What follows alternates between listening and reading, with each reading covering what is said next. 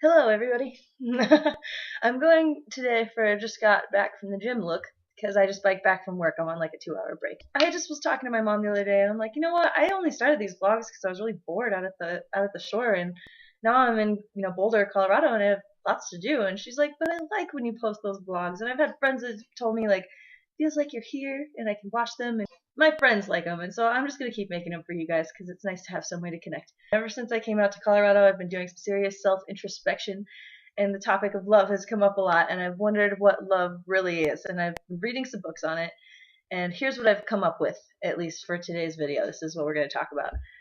You know that feeling of being in love, that feeling of like falling in love, like super hard, like the whole world is great. You have all these endorphins in your body all the time. Everything's wonderful. You just like would give up anything to be with them. Like, our whole society is like, oh, love looks this way, and we see it in the movies and we see it in commercials. And it's our motivation. We're always looking for a quicker fix, a quicker means to an end, Western medicine, and everybody just wants to have everything fast and right away and right now. And that's what love has become, is something that's just immediate, and it's like an ocean wave and it just sweeps over you. And that's what real love is. But it's not. You know that feeling of being in love that just makes the world so wonderful? It's not love. It's not love. It's called cathexis. It even sounds like a dirty word. It even sounds terrible.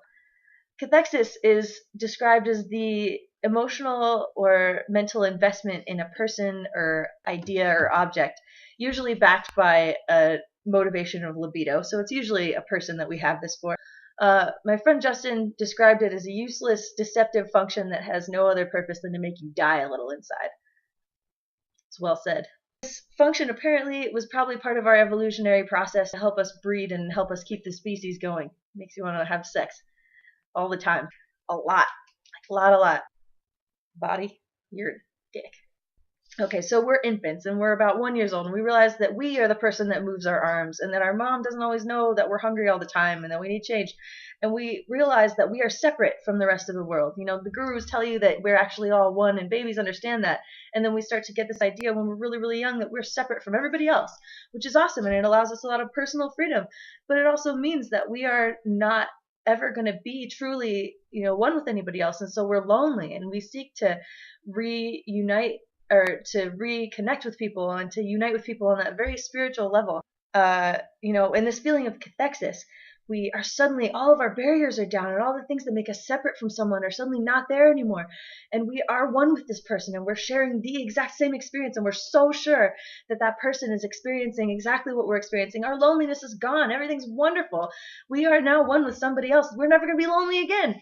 And then suddenly, somewhere throughout the relationship, usually sooner rather than later, hopefully you didn't get married during that time, the honeymoon phase ends, and you realize that you're not the same as that person, and you're separate, and you have different goals and differing ideas, and the person has different ways of dealing with stuff than you do, and suddenly you're separate, and that idea of that connection suddenly crumbles apart, and it's traumatic for some people. It's really hard to deal with suddenly that feeling, that euphoric, amazing feeling being gone from your life. You know how when people that have been in relationships for a really long time tell you love is work, marriage is really hard work, a lot of compromise and a lot of just giving of yourself to the person.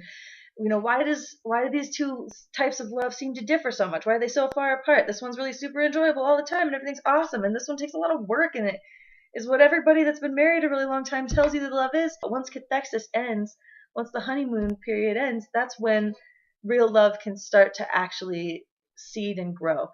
Because real love is defined by the act in this book that I'm reading, the will to extend oneself, to nurture either your own or somebody else's spiritual growth or well-being. And that is a lot of work. It takes a lot of work to do that for somebody. It's not always easy, and it's not always fun. And you're choosing to do something that's beautiful for somebody else, not for your own benefit, but for their own gain. And that doesn't mean always giving somebody what they want or what they think they need. Sometimes it involves criticizing somebody in a way that's going to be healthy for them, or taking things away from them so that they'll work to have it themselves, because it's going to be good for them in the long run. Sometimes it's letting a person have their own freedom, or being scared for them because you think it's going to make them grow, and it's going to make them better eventually.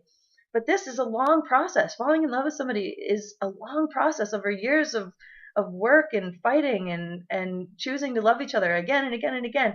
And it's not a quick fix, and it's not what our society tells us it is, and it's not what we see on commercials, and it's not what we read in books. Cathexis is important in finding a person that you want to start spending that mental energy with. And you can't just pretend that this doesn't exist. It's a wonderful jumping point for love to actually start, but it's really hard to get into a relationship if it's not there. So it does serve a purpose.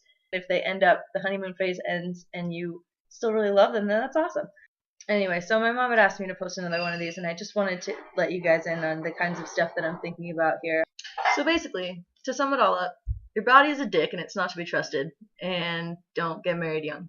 Okay, I'll try to post another video next week. Thanks for watching. Bye.